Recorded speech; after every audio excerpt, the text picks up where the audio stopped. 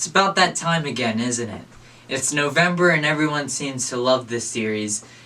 I love making them. So today we're back with a third episode and we will be taking a look at the evolution of EPCOT maps. By far the most important part of our Florida project, in fact the heart of everything we'll be doing in Disney World, will be our experimental prototype city of tomorrow. We call it EPCOT, spelled E-P-C-O-T, Experimental Prototype Community of Tomorrow. Here it is in larger scale.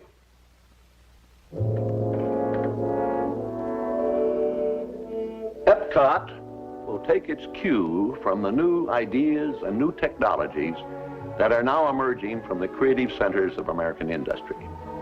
It will be a community of tomorrow that will never be completed, but will always be introducing and testing and demonstrating new materials and new systems. And EPCOT will always be a showcase to the world for the ingenuity and imagination of American free enterprise. The EPCOT concept dates back to 1966 with a dream by Walt Disney. He dreamed a progress city where people could live and learn about technology, ocean, communication, energy, space, and more. But when Walt died, the original concept of EPCOT was scrapped. After Walt died, Roy Disney took the reins and made Walt's Disney World dream a reality. He tried to make the EPCOT concept a reality too, but the Disney board thought it would be too risky and the city concept wouldn't work. In the later 70s, Disney CEO Carl Walker wanted to revisit the concept. But again, the board said it would be too risky to build a city and that nobody would want to live there. So a compromise was made. Disney would create a theme park instead of a city and call it EPCOT Center. It would still be true to the original concept because guests could come in and learn about technology, communication, earth, imagination, energy, transportation, and living. The park would be broken into two sections, Future World and World Showcase. The World Showcase stems from an idea that Walt had for Disneyland. More details right there. The World Showcase would have different countries in it. The original World Showcase would showcase Mexico, China, Germany, Italy, America, Japan, France, UK, and Canada. The World Showcase was supposed to feature Equatorial Africa, Israel, Spain, Venezuela, Philippines, Costa Rica, Switzerland, Russia, and Denmark. All of these pavilions were originally announced as Phase 2 for the World Showcase.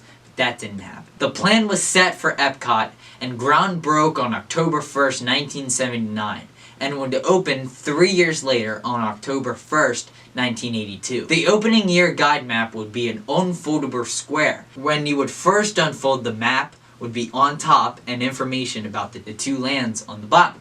If you keep unfolding, you see Future World attractions. The middle is a flippable paper. Underneath that is the World Showcase attractions.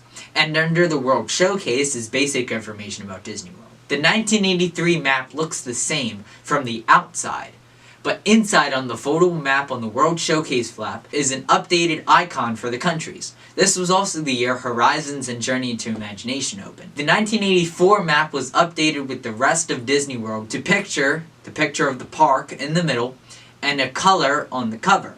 You should be familiar with this style if you saw my Magic Kingdom map video. And this is the same style as the Magic Kingdom, except Magic Kingdom's was red. Inside the map was a map of the park, and since it was a brochure booklet style, the other pages had information and split the attractions by pavilion. So on one page was Spaceship Earth, on the other side was Communicore, on the next page Universe of Energy, and so on. The map of the park would have to be updated since Morocco opened next to Japan and France in the World Showcase. The 1985 map was the same, except on the map it had a tease for the Living Seas Pavilion, since the Living Seas would open a year later in 1986. In 1986, Disney World celebrated its 15th anniversary, and on the cover of the EPCOT map had Mickey and Minnie in their space outfits. In front of them is a 15th anniversary birthday cake. The Living Seas was added to the park map. In 1988, the second and last country to open in the World Showcase, Norway, opened. So the map would have to be updated to include Norway next to Mexico. Also, Maelstrom, the Norwegian boat ride, opened in Norway. In 1989, the Wonders of Life Pavilion opened. So, the map was changed to include the pavilion, and on the cover featured pictures of body wars and other things to promote the new pavilion. 1991 brought a new map style and a new decade to Disney World. Since it was Disney World's 20th anniversary, they changed the cover to have 3 different pictures, and in the faint background have a picture of the back of Spaceship Earth. To be honest with you, I don't like these maps very much. I think the cover is very outdated. The map itself was more a cartoonish style with different character icons on top of the different pavilions.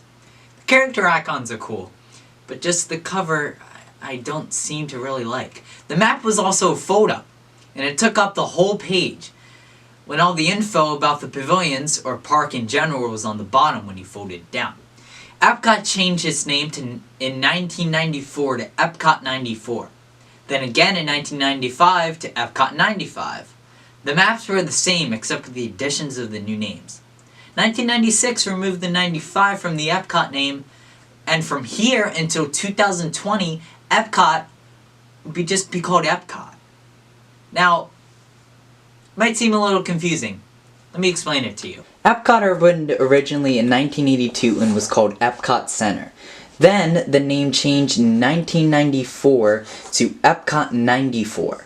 Then, in 1995, they changed it to EPCOT 95 since EPCOT 94 was no longer relevant.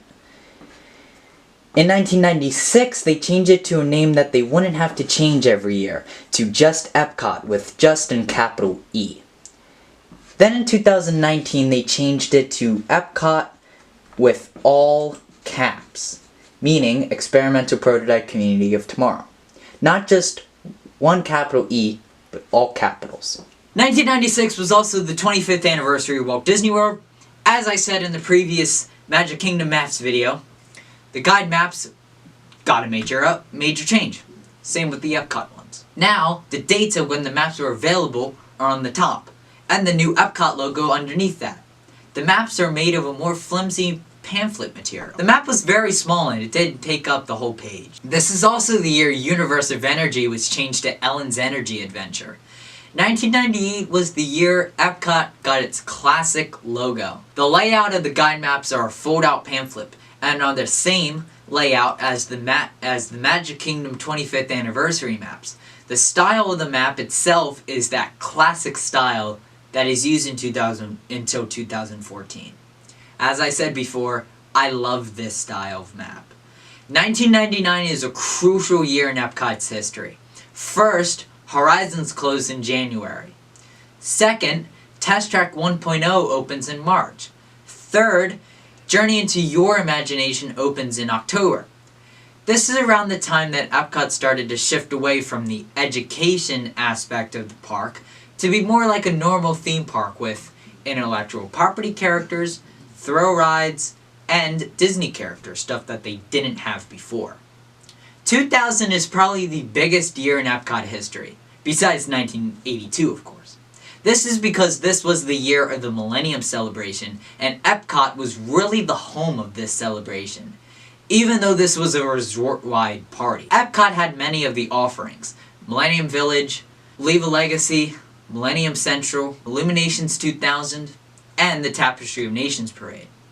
And on the cover of the map was this monstrosity, and inside was the details of the event. The 2002 map was very important. First, on the cover they got rid of the dates, and the word above the logo was Guide Map, and the slogan, Discover the World. The picture on the cover underneath the logo took up the whole cover. The picture was a promo for Mission Space. Mission Space would open in 2003, and on the Epcot map, the Horizons building would be gone since they demolished it for Mission Space. 2006 would be the year I considered classic Epcot is dead. The Seas with Nemo and Friends opened. There wasn't anything major done to the map. The reason I consider 2006 to be a turning point in Epcot's history is because of the addition of the Seas. And really after then, they started to more heavily focus on the non-education stuff. Like Soarin' opened and took away Kitchen Cabaret and Food Rocks, and the Seas. Even though the aquarium is still there, I think you know what I mean. Epcot's 25th anniversary was in 2007, and the guide map was a recreation of the opening day guide map. On the cover was the park poster from 1982. The next major map change was 2014, when they changed the map style inside the guidebook. I've said it before and I'll say it again. I don't like this style. The style is, it's just bland. It does fit more with the My Disney Experience digital map.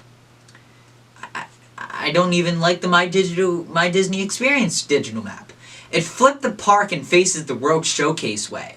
They also did this with Hollywood, where they flipped it to face if you were facing the back of the park. It's just weird. Also in 2014, Frozen Ever After opened in Norway. 2017 was Epcot's 35th anniversary. For this celebration, they went all out. They completely changed the cover style and brought back the retro Epcot logo. And on the map was a timetable. 2019 was a good year for Epcot fans. They changed the name to Epcot, now all in caps, and got rid of the 2000s logo for a new retro logo. They also announced a bunch of rides for the Epcot overhaul. In 2020, they made the map face the right way, and also changed the style to look more like clay moldings of the buildings. At least that's what I think it looks like. In October 2021, Disney World celebrated its 50th anniversary, and all of the park guide maps got new covers to have the beacons and magic icons and pixie dust on them. So there is the evolution of the Epcot guide map. Not a lot of changes to this one.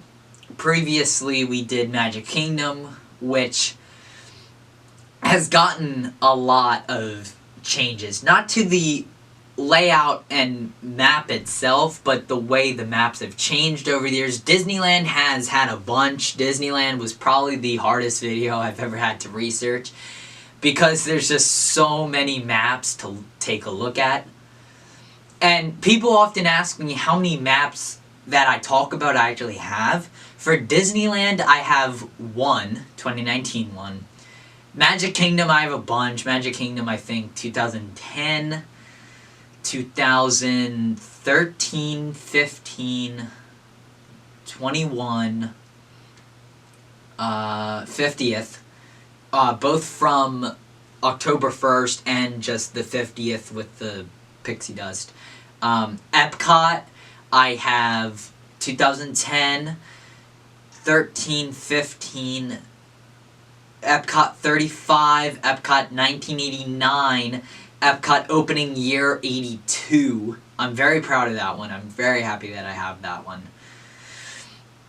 And then 2021, 2020, and a whole bunch of festival ones. And you may be asking, where are the festival maps? Because there are ones that are connected to the guide maps, and then there's one that you can buy if you're a festival goer. That's a whole nother topic. I don't really like any of the festivals except Festival of the Arts. So I don't do videos that would bore me, and that would bore me. So sorry if you're a festival fan. So I hope you enjoyed this month's evolution. Next month we will be back with Hollywood Studios. So I hope you enjoyed this video. If you did, let me know by leaving a like and consider subscribing. It would make me a very happy man. Also, leave a comment of how many maps you actually own from Epcot. If you have any retro ones, please send me a picture of them at Dolop71 on Instagram or on Twitter, or Big Beautiful Diz on Instagram. And with that, I will see you in the next one. Have a magical day.